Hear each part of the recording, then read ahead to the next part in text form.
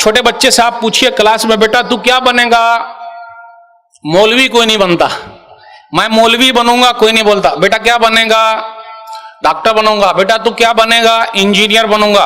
बेटा तू क्या बनेगा? बेटा तू क्या बनेगा? पुलिस बनूंगा। क्यों, सबको पीटेगा क्या? पुलिस बनूंगा मैं।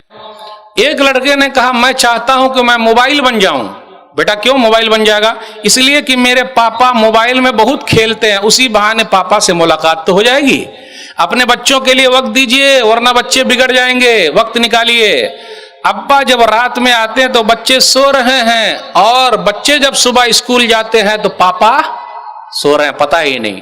तो आगे चल के बिगड़ेगा कि नहीं बिगड़ेगा? बिगाड़ने में माँ बाप का भी बहुत बड़ा हाथ है।